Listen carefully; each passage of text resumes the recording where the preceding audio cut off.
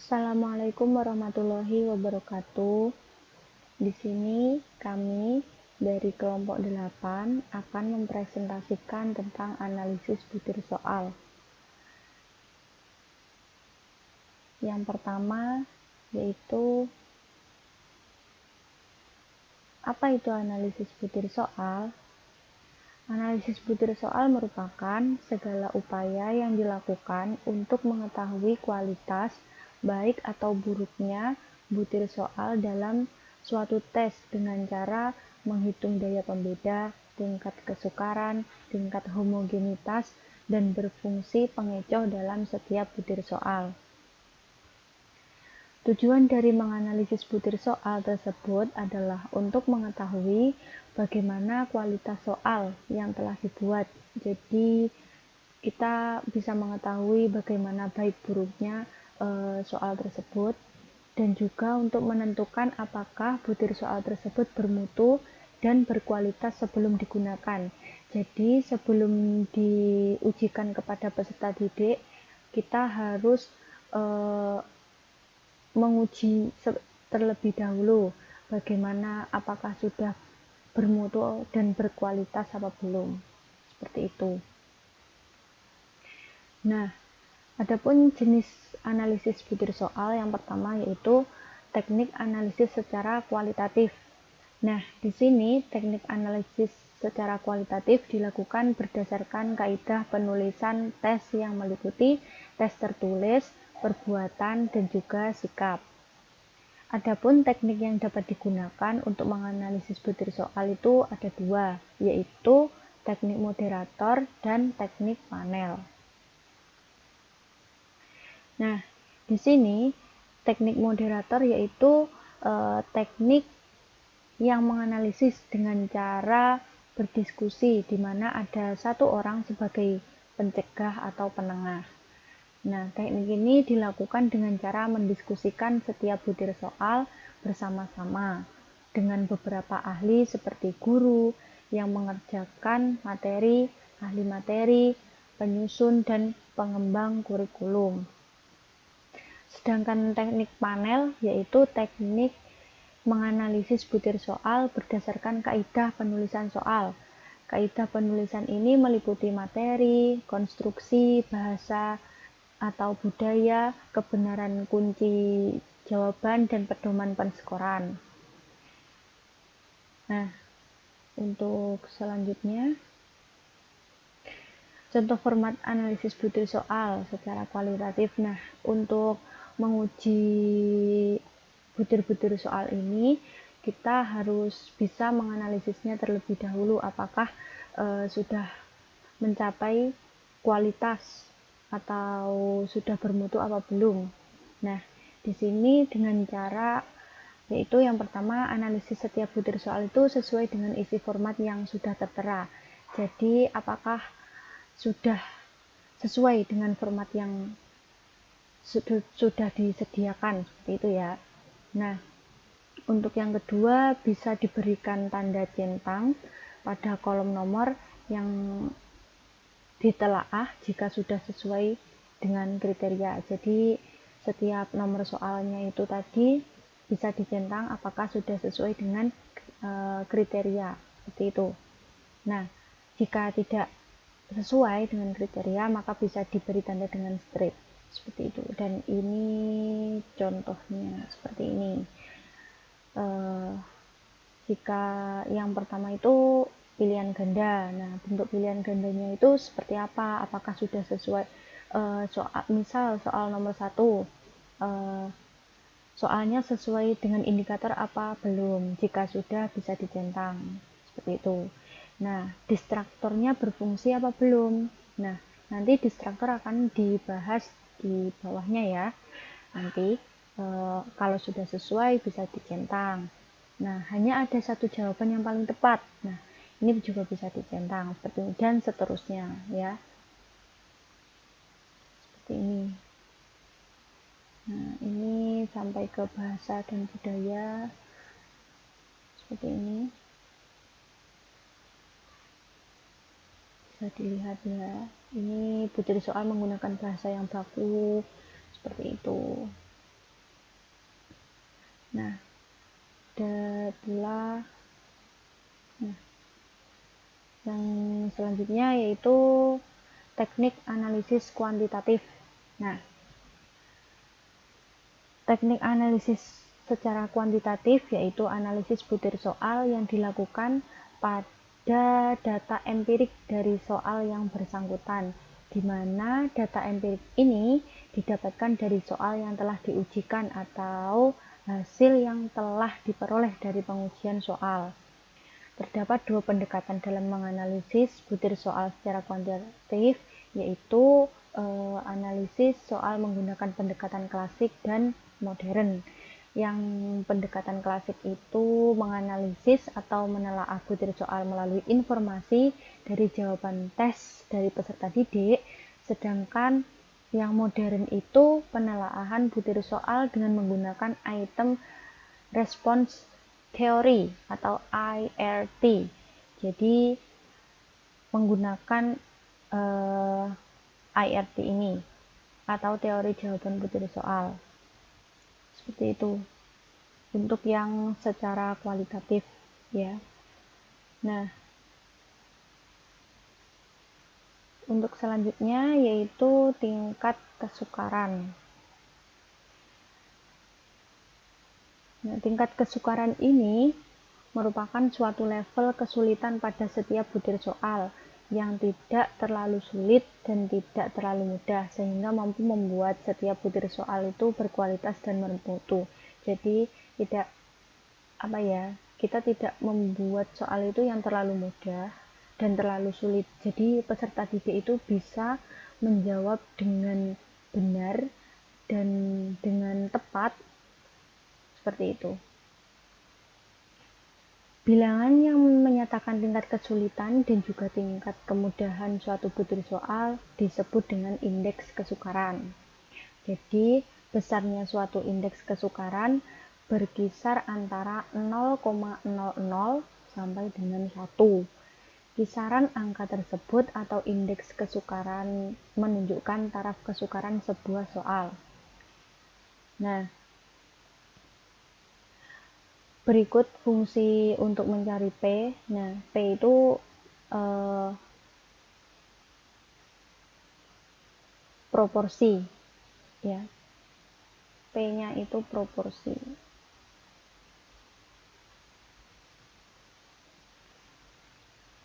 Di sini rumusnya P sama dengan B per JS, di mana P yaitu indeks kesukaran. Jadi nilai indeks kesukarannya tadi seperti pada yang dibahas di atas itu besarnya itu 0,00 hingga 1. Terus yang B itu banyaknya siswa yang menjawab soal itu dengan benar. Misalnya ada banyaknya siswa yang menjawab soal itu dengan benar itu semisal dari 25 itu yang bisa menjawab benar 18 anak dan jumlah seluruh siswa peserta tes. Nah, itu pernya itu jumlah seluruh siswa peserta tes. Jadi 18 per 25 seperti itu. Untuk kita mengetahui berapa indeks kesukarannya. Nah, indeks kesukaran juga diklasifikasikan menjadi 3, yaitu soal dengan P 0,00 sampai 0,30 itu tergolong sukar. Soal dengan P 0,31 sampai dengan 0,70 tergolong sedang. Soal dengan P 0,71 sampai dengan 1 tergolong mudah. Jadi semakin kecil nilai P-nya itu semakin berarti tingkat kesukarannya itu semakin tinggi, seperti itu ya. Perkenalkan, nama saya Rengganis Diaya Agustin. Di sini saya akan melanjutkan presentasi teman saya yang bernama Filia Maulida. Sekarang kita lanjut pada daya pembeda. Daya pembeda merupakan cara suatu soal yang digunakan untuk membedakan antara siswa yang telah memahami materi dengan siswa yang belum, kurang, ataupun tidak memahami materi. Nah, angka yang menyatakan bahwa daya pembeda, angka yang menyatakan besarnya daya pembeda disebut dengan indeks diskriminasi atau biasa dilambangkan dengan huruf D. Nah, sama halnya dengan indeks kesukaran, besarnya indeks diskriminasi itu berkisar antara 0,0 sampai dengan 1,0. Namun pada indeks kesukaran tidak mengenal adanya tanda negatif, sedangkan pada indeks diskriminasi mengenal adanya tanda negatif. Nah, pada daya pembeda juga memiliki beberapa klasifikasi atau kriteria. Di antaranya yaitu buruk, cukup, baik, sangat baik, dan tidak baik atau semuanya tidak baik. Nah, nilai indeks diskriminasi pada kriteria tersebut dapat dilihat pada PowerPoint. Kemudian lanjut untuk menentukan atau mencari nilai daya pembeda atau indeks diskriminasi. Nah, sebelum kita menghitung atau mencari nilai indeks diskriminasi, kita perlu membagi peserta didik atau orang yang mengikuti tes menjadi ke dalam dua kelompok, yaitu kelompok atas dan kelompok bawah, di mana kelompok atas itu merupakan peserta didik yang telah memahami materi, dan kelompok bawah berisi peserta didik yang belum memahami materi. Nah, dalam pembagian tersebut juga terdapat dua kelompok lagi, yaitu kelompok kecil dan besar, di mana kelompok kecil itu merupakan kelompok yang berisi kurang dari 100 orang. Jadi apabila peserta tesnya berjumlah kurang dari 100 orang, itu pembagian kelompok atas dan bawahnya itu bisa dengan cara membagi dua sama besar, yaitu 50% kelompok atas dan 50% kelompok bawah. Sedangkan untuk kelompok besar yang berisi lebih dari 100 orang dapat diambil 27% kelompok atas dan 27% kelompok bawah, karena kalau dibagi untuk mencari seperti kelompok kecil itu membutuhkan banyak waktu dan tenaga gitu. Jadi diambil 27% kelompok atas dan 27% kelompok bawah. Nah, kemudian lanjut untuk mencari indeks diskriminasinya. Nah, untuk mencari indeks diskriminasi dapat menggunakan rumus D sama dengan BA per JA dikurangi BB per JB, atau sama dengan PA per PB. Nah, rumusnya ini hampir sama dengan rumus tingkat kesukaran. Bedanya kalau tingkat kesukaran itu kan mencari kesulitan taraf kesukaran dari soal tersebut secara keseluruhan. Dari satu butir soal itu dianalisis tingkat kesukarannya secara menyeluruh. Nah, kalau ini dicari berdasarkan kelompok atas dan bawah tadi. Jadi PA itu proporsi peserta kelompok atas yang menjawab benar, dan PB itu proporsi kelompok bawah yang menjawab benar.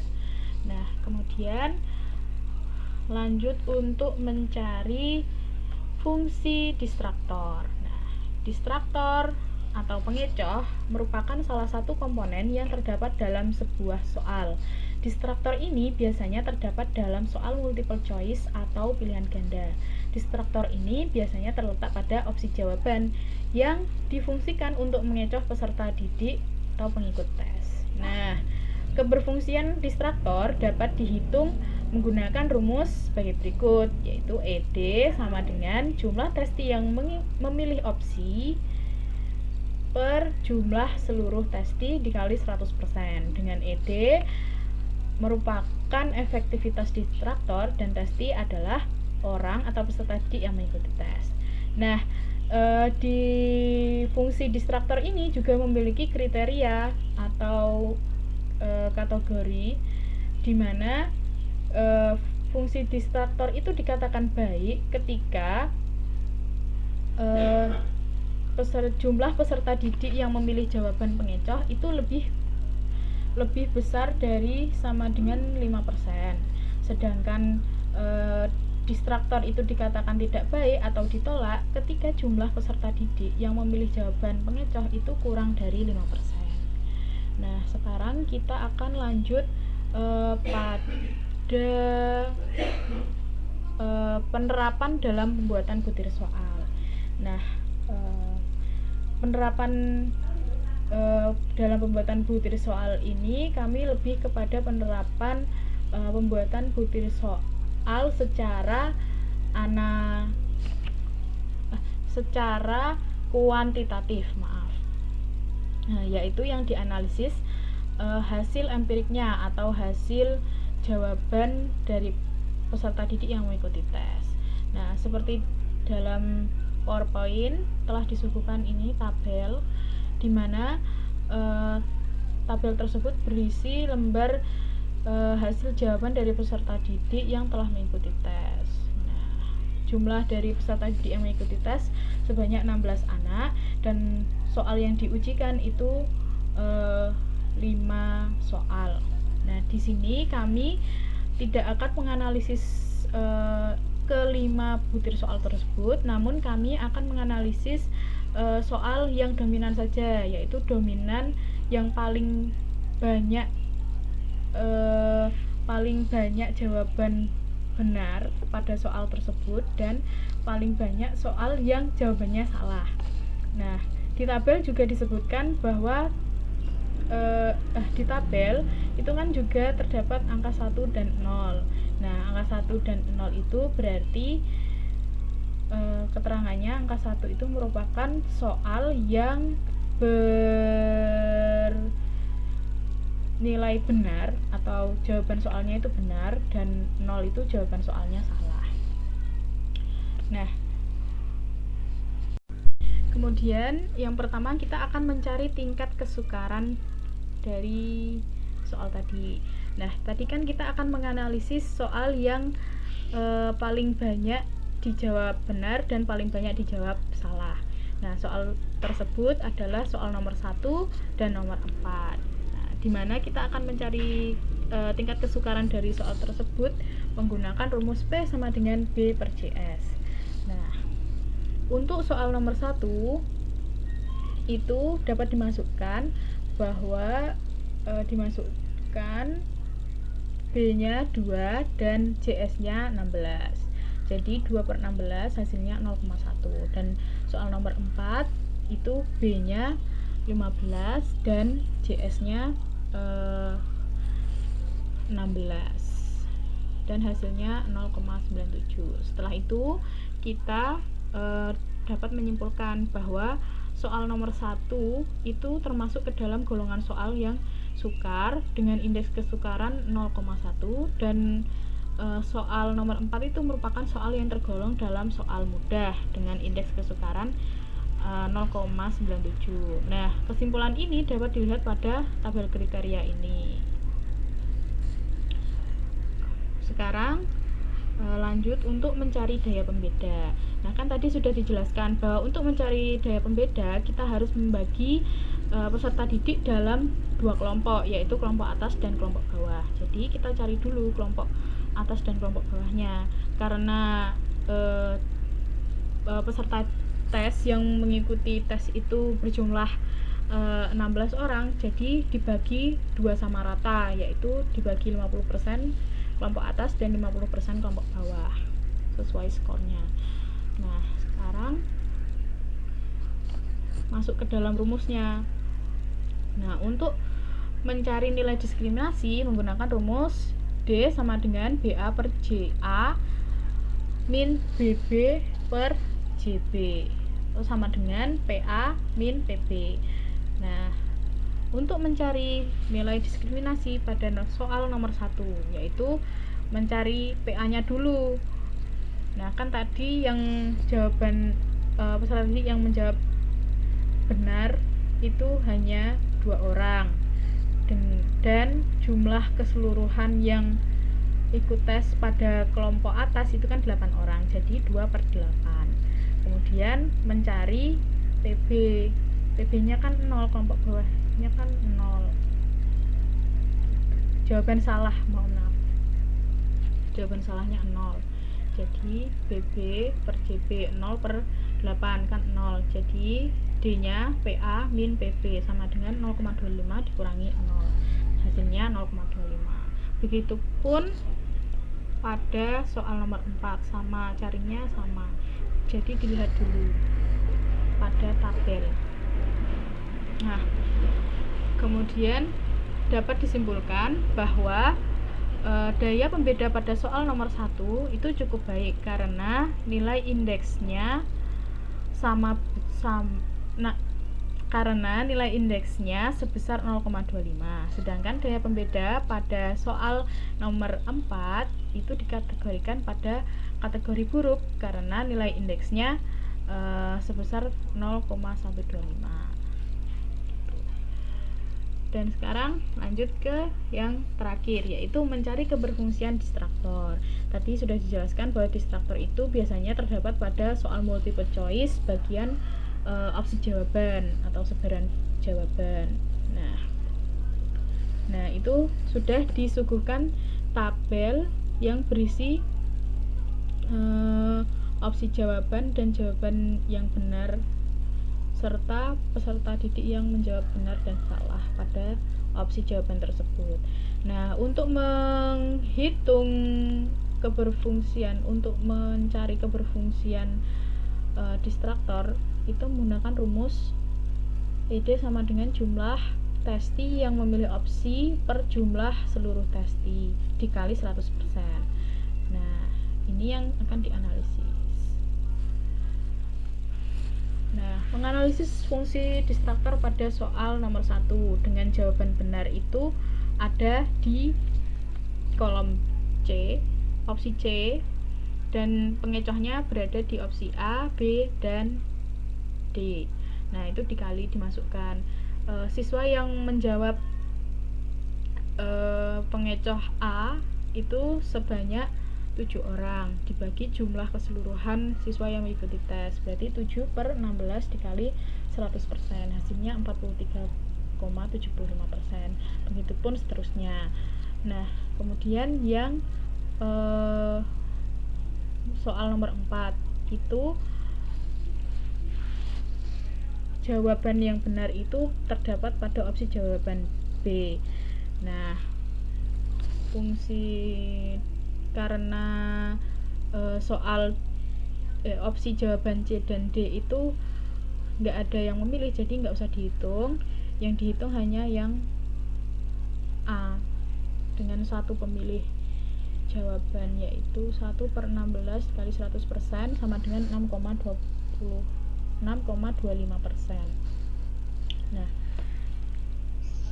berdasarkan hasil perhitungan di atas, dapat disimpulkan bahwa fungsi distraktor pada soal nomor 1 itu sangat baik karena tiap distraktor atau pengecoh dipilih lebih dari sama dengan 5% siswa. Sedangkan pada soal nomor 4 fungsi distraktornya kurang baik, khususnya pada opsi jawaban C dan D karena tidak ada yang memilih jawaban tersebut, sehingga nilai distraktor pada opsi jawaban C dan D itu kurang dari 5%. Cukup sekian yang dapat saya sampaikan. Mohon maaf apabila banyak kekurangan dan kesalahan. Terima kasih. Wassalamualaikum warahmatullahi wabarakatuh.